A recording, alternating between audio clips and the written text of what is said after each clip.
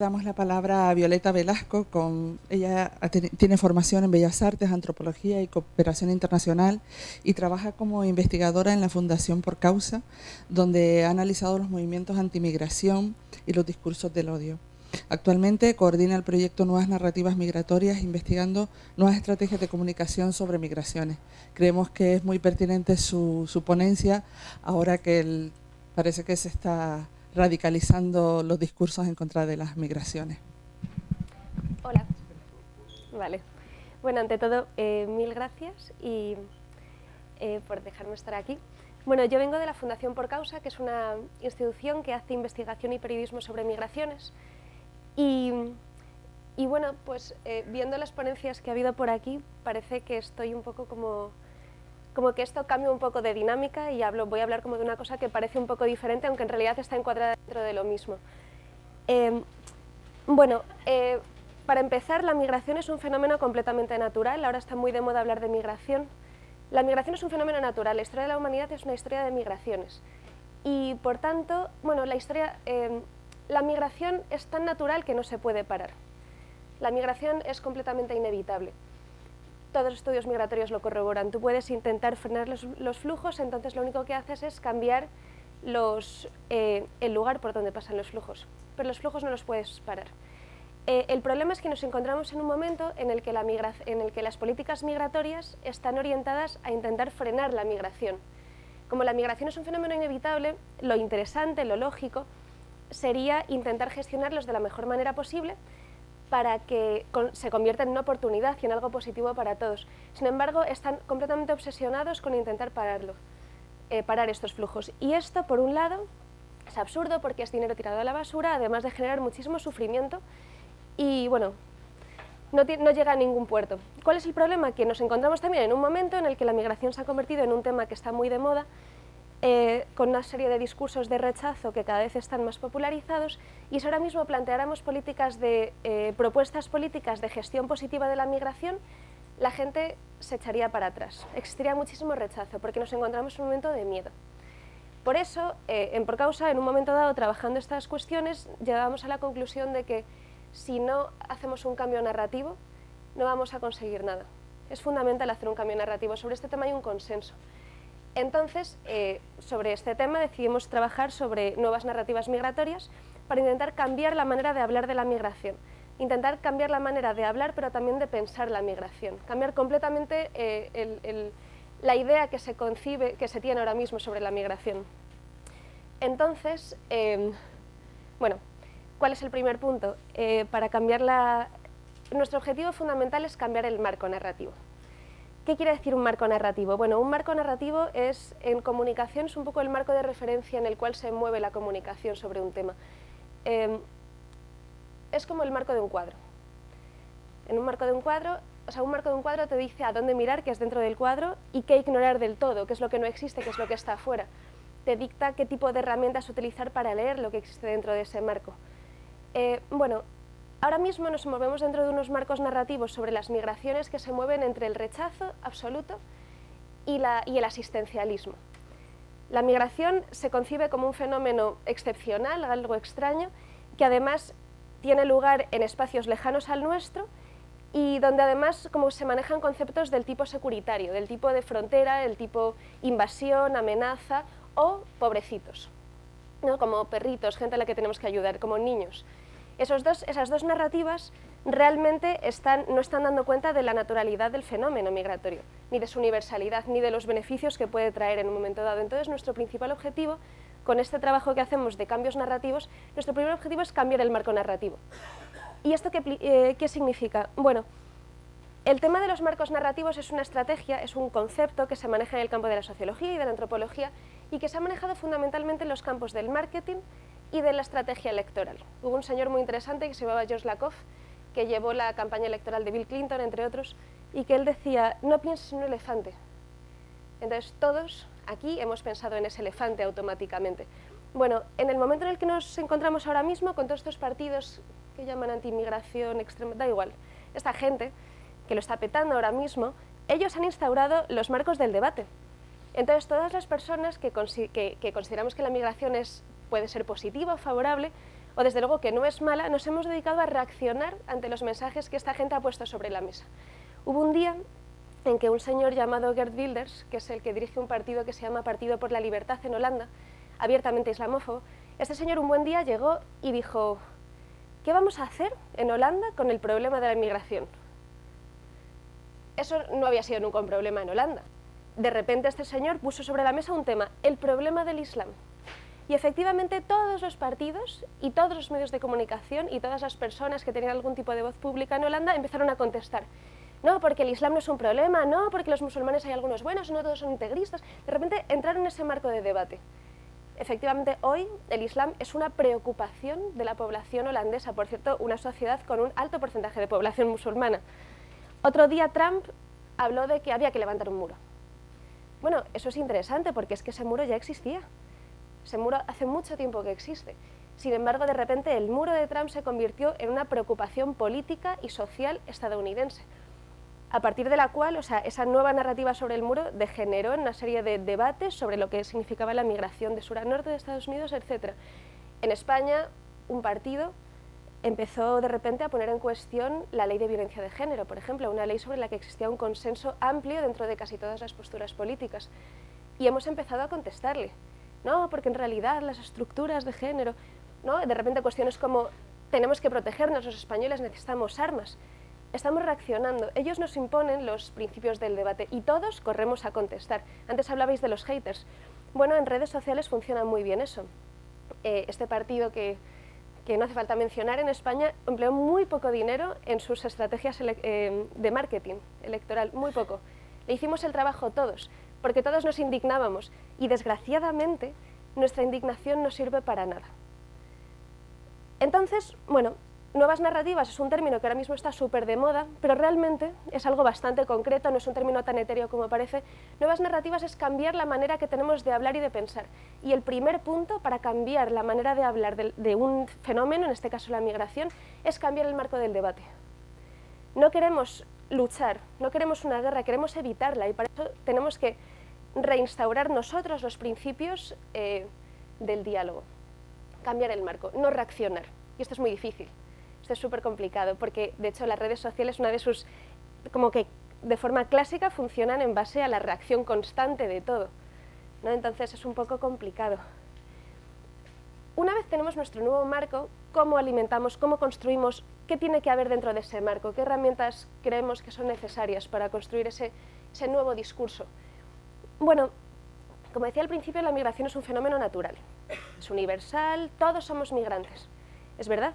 Sin embargo, cuando hablamos de migración, nunca hablamos de nosotros, siempre hablamos de ellos, los migrantes, ¿no? Que suelen ser muy lejanos, tienen colores de piel diferentes, tienen religiones diferentes y lenguas diferentes. Para nosotros ya tenemos nuestro propio término, que son expatriados, ¿no? Si yo me voy a trabajar a África, soy una expatriada.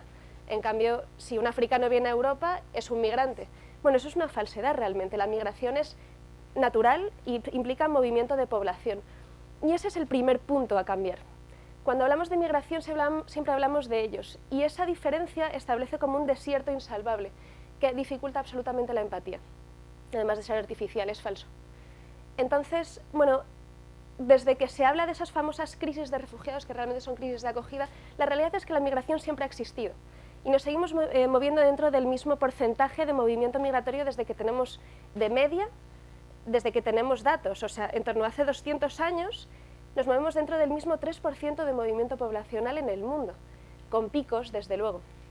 Sin embargo, hace un tiempo que es un tema como excepcional y lo estamos convirtiendo además en un asunto que incumbe a otra gente, entonces eso es fundamental cambiarlo. Porque para cambiar la manera de hablar de este fenómeno y dar cuenta de lo que realmente es, tenemos que empezar a tratarlo como un tema que nos concierne a todos. Porque hemos sido, somos y seremos migrantes. Y a lo mejor pensamos que nosotros no, seremos expatriados porque nos iremos a trabajar a Nueva York, pero es que a lo mejor nuestros hijos son el migrante en el que ahora mismo pensamos. Es un fenómeno que no para de cambiar. Perdón, me estoy yendo. Y luego sobre este tema de nosotros y ellos, es interesante cómo desde que se puso de moda este tema de la migración, hablamos de refugiados y de migrantes constantemente. Bueno, esto es un poco peliagudo, porque el refugiado es un término, es un estatus legal. Eso para empezar. Es un estatus legal. Muchísima gente que viene, que se mueve y llega a un país y es solicitante de asilo no llega a ser refugiado nunca, porque no le dan el estatus legal de refugiado.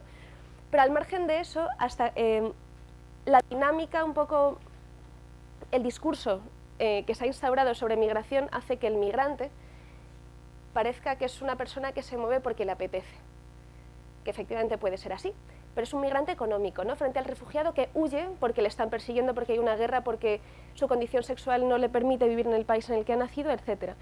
Es decir, migrante malo pero refugiado bueno, porque parece que el refugiado está más legitimado para moverse que el migrante. Aunque esto es completamente falso, la realidad es que nos movemos en un momento en el que existe una percepción generalizada de esta cuestión. La migración se ha convertido en algo de por sí negativo, por tanto necesitamos una legitimación del movimiento. Por tanto el refugiado está más legitimado a moverse que el migrante. Esto es un horror, porque la migración es natural y hay que defenderla. Puedes defender desde el plano de los derechos o desde el plano de que a una persona tiene todo el derecho a moverse y a tener curiosidad, da igual en qué eje nos movamos. Por tanto, es interesante replantearse a veces qué tipo de términos utilizamos y para qué. O sea, si está colaborando a lo que queremos contar o no.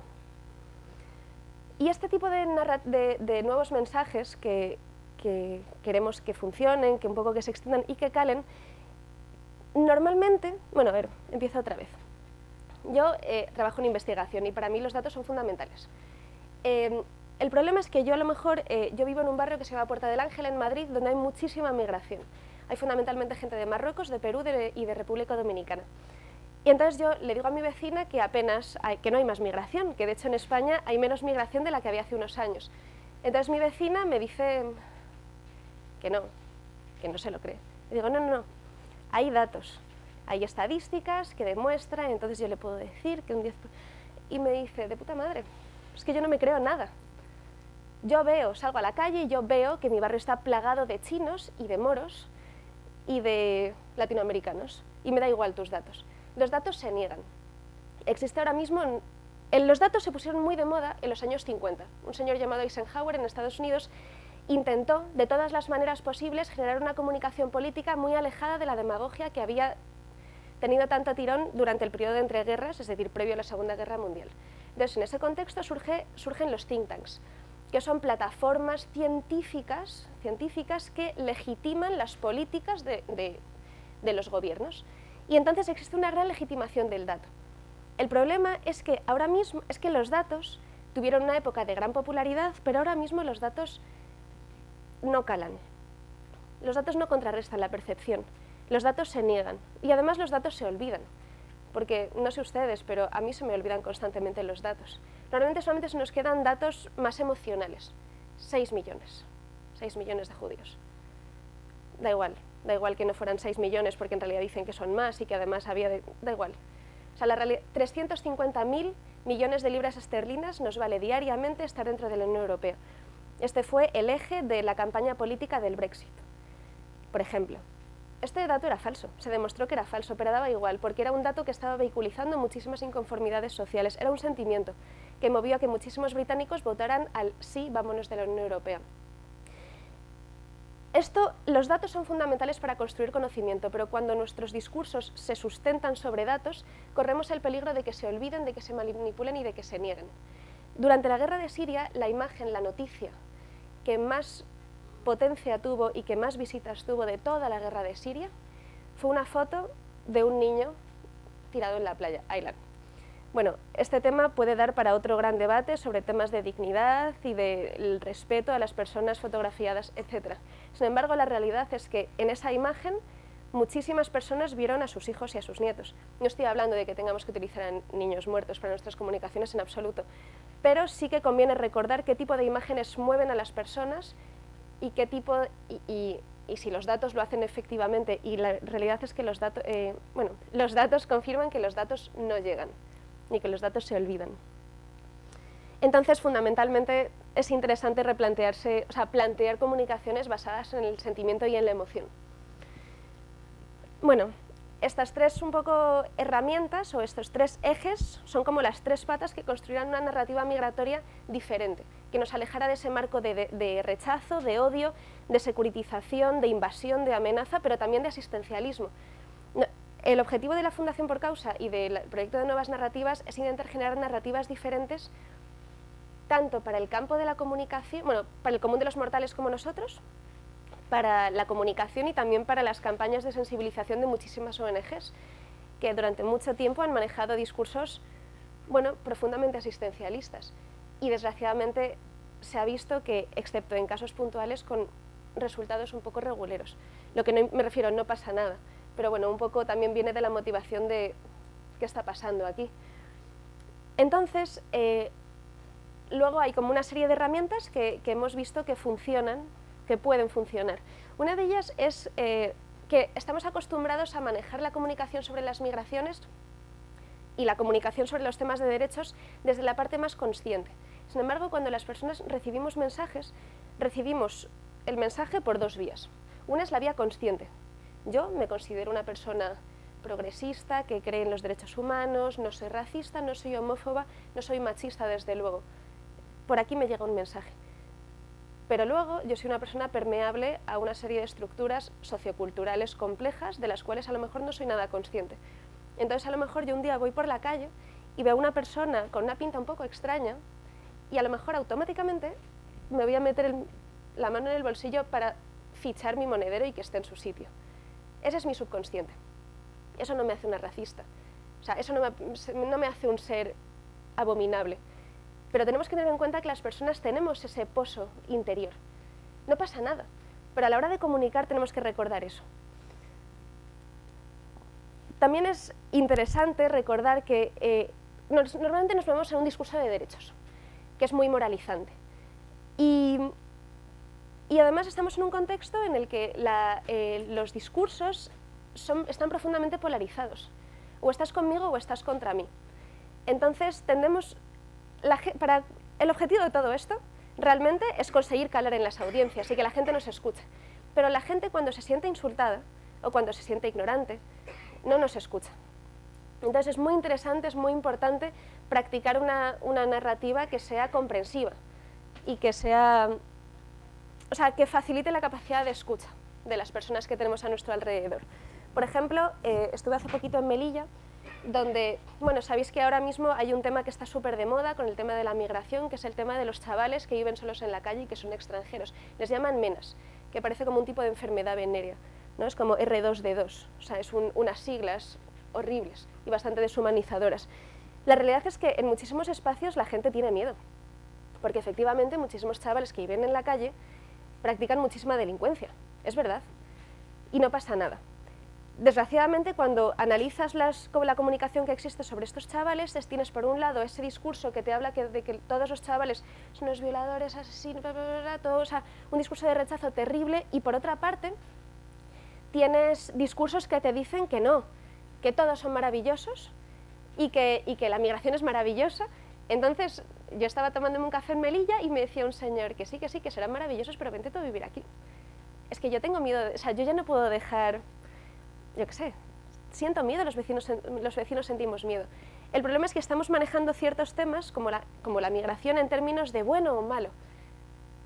Vayámonos de ahí. Y sobre todo recordemos que las personas a las que queremos llegar tienen pleno derecho a sentir miedo, porque son permeables a un discurso de rechazo y de odio y de generación de miedo, y además la migración es un fenómeno social como cualquier otro, en el cual en contextos de pobreza o de precarización obviamente puede tener complicaciones, no pasa nada.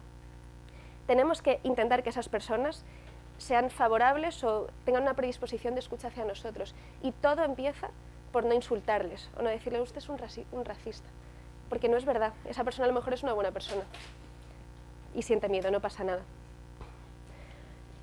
Estamos también acostumbrados, y con temas de derechos sobre todo, a hablar de grandes empresas, de grandes proyectos, ¿no? Hablamos constantemente de acabar con el hambre en el mundo, conseguir la paz mundial y acabar con el cambio climático, por ejemplo. El cambio climático, buscáis cambio climático o crisis ecológica en Google, y la imagen más popularizada es un oso polar en los huesos, en un trozo de hielo a la deriva en el Ártico.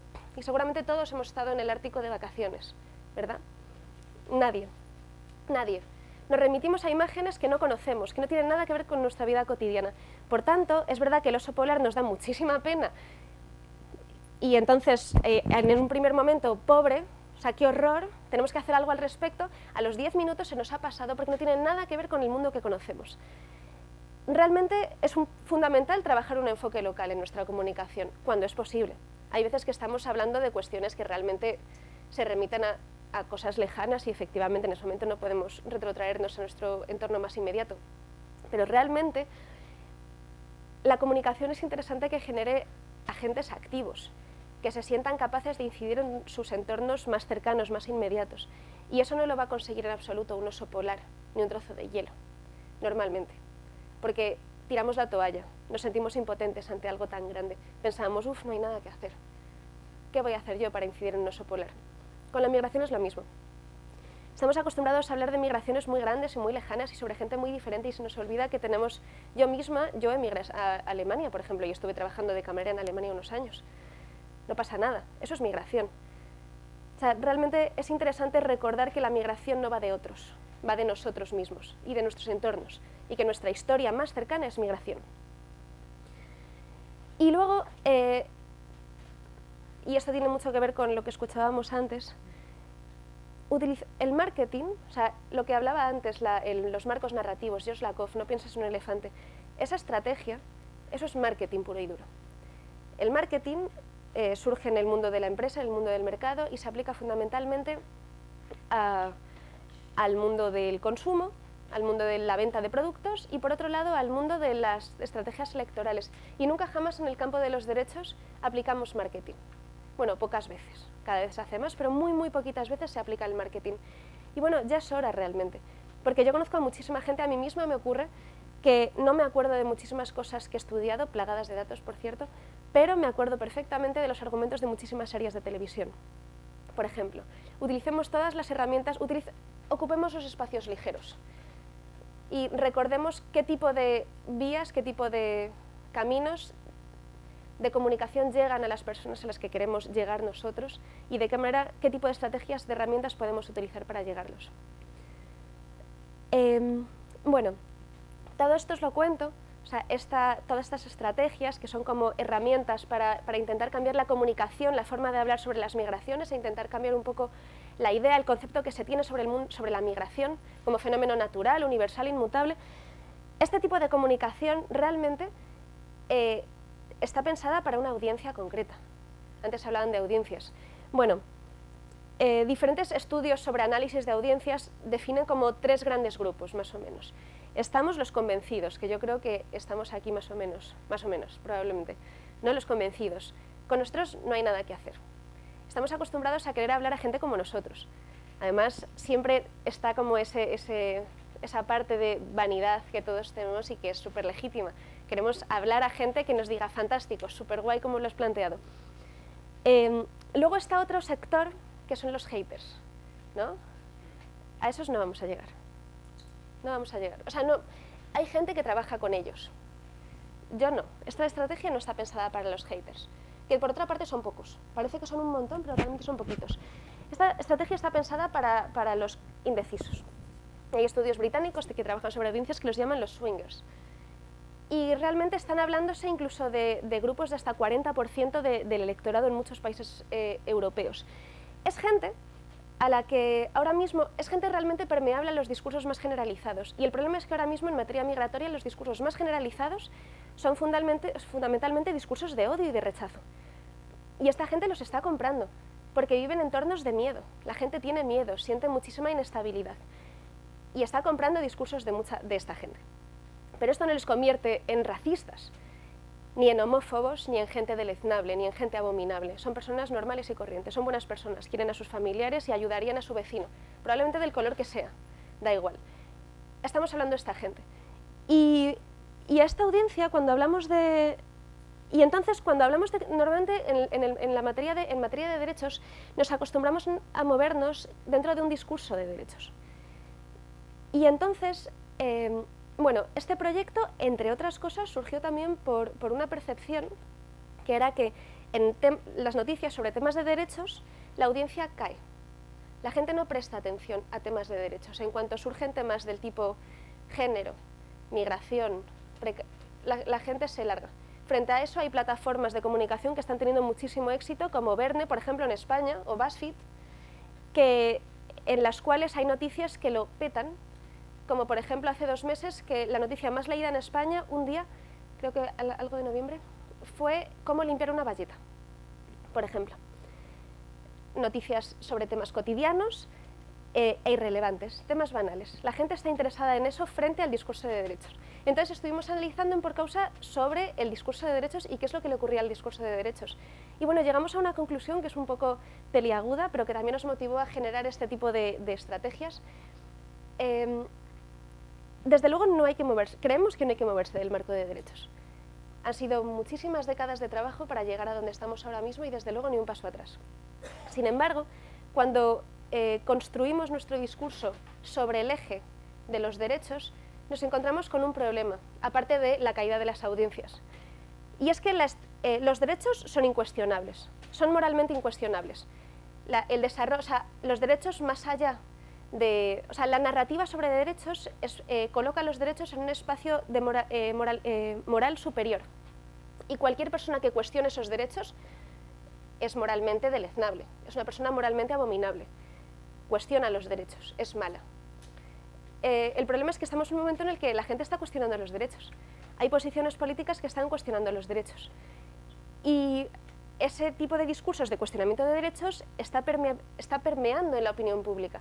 Y hay muchísima gente, muchísima audiencia, como decía antes, indecisa, que está comprando ese cuestionamiento de derechos. Y, ¿qué decía cuando habla de narrativa sustitutiva? Si tú dices a una persona que es imbécil, o que es mala, o que es ignorante, o que no tiene ni idea, o que es una racista, te la has quitado de en medio. La hemos perdido.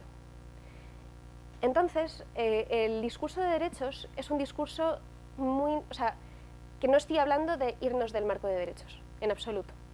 Pero cuando construyes un discurso sobre los derechos, probablemente muchísimas de estas personas, en el contexto en el que nos estamos moviendo ahora mismo, la hemos perdido. Eso fundamentalmente. Y es algo terrible, pero estamos ahora mismo lidiando en un mundo en el que el terreno de juego ha cambiado. Ya no estamos hace 5 años ni hace 10 años. Ahora mismo, bueno, la desigualdad de género es cuestionable. La gente está cuestionando la desigualdad de género, por ejemplo. Y luego también hay que recordar una cosa, y es que los temas de derechos, cuando se habla de derechos normalmente hablamos de la vulneración de los derechos. Pocas veces hablamos de qué bien estamos con los derechos conseguidos. Normalmente hablamos de en qué momento y en qué lugar y en qué escenario se están violando esos derechos. Y ese contexto y esa manera de hablar de los derechos como constantes vulneraciones son temas cenizos normalmente. Cenizos tristes, son temas duros. Cuando caen los análisis de por qué caen las audiencias, cuando se habla de derechos en los medios de comunicación, asocian normalmente esa caída de las audiencias a que la gente ya tiene problemas. Y entonces está harta de leer más problemas. Eso por un lado. Está harta ya. No quiere más, se deprime. Luego, por otra parte, cuando se habla de problemas, hay una estrategia psicológica que es, si tú hablas de que está ocurriendo algo, está ocurriendo un problema, pero tú no das una puerta de salida, la gente prefiere cerrar los ojos e ignorar que existe un problema, porque no le estás dando la solución automáticamente. No le estás ayudando, entonces tú le dices, el mundo se nos va a la mierda, porque hay cambio climático, hay crisis ecológica, el mundo va fatal. Entonces, ahora mismo cada vez, por ejemplo, hay más opinión pública que está negando el cambio climático, o que está negando las posibilidades de hacer algo al respecto, o que está negando los orígenes antropogénicos del cambio climático, por ejemplo. Eso tiene que ver muchísimo con una comunicación muy poco comprensiva con la psicología humana de la audiencia que va a leer esa noticia. O sea, no estamos teniendo en cuenta los efectos psicológicos de nuestras noticias. Y puede sonar todo muy banal, también es verdad, pero es como funciona la audiencia.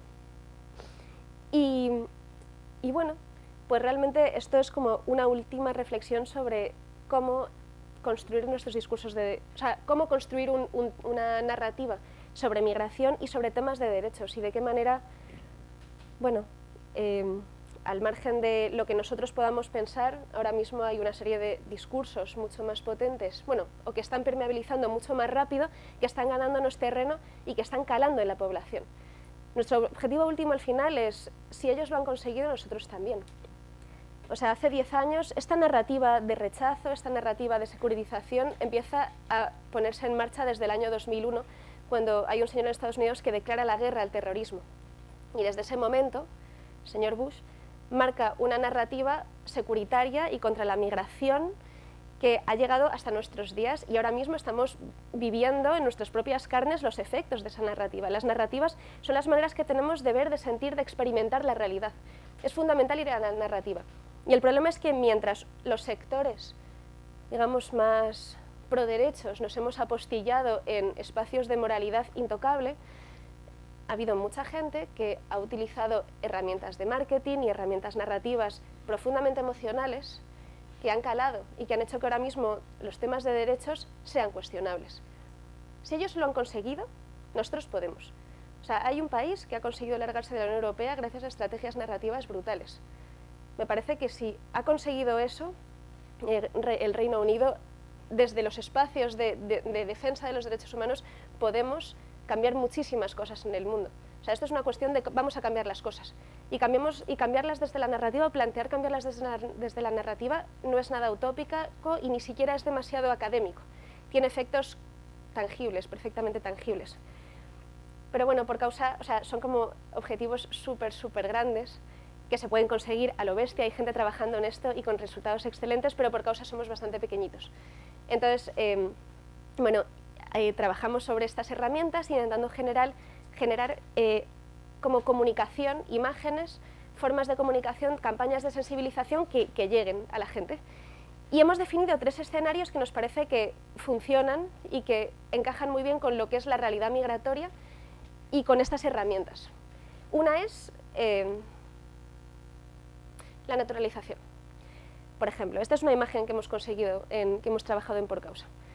La vida empieza con la migración, efectivamente. Te puedes ir a metáforas biológicas, la biología es incuestionable. O bueno, existe una ideología que te dice que las ciencias naturales son incuestionables, apoyémonos en eso también. Bueno, esta es la reina de Inglaterra con su nuera, que es mulata, y efectivamente su nieto podría haber nacido negro.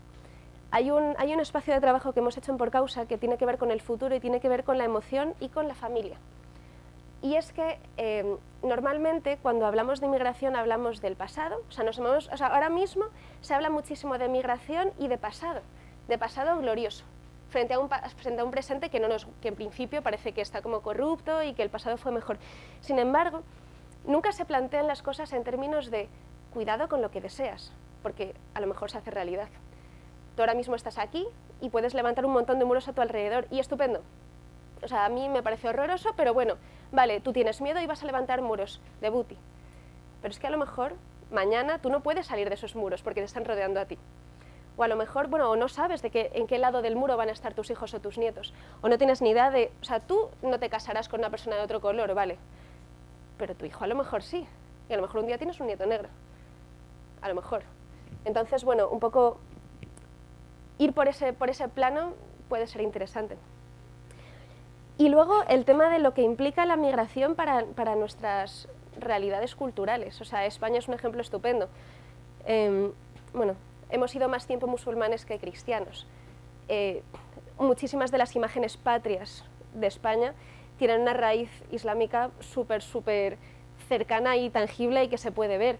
Freddie Mercury, no sé si conocéis la historia de Freddie Mercury, pero es un señor, bueno, desde luego con las leyes migratorias actuales, Queen no existiría. O sea, ni de broma. Y luego, la última es una imagen de un tío que se llama Karim Abdul, que creo que fue en el 2017, fue el campeón de cortador de jamón de España, que me parece pues, muy gracioso, la verdad, porque a mí nunca se me habría ocurrido, la verdad. Así que bueno, esto es. Muchas gracias.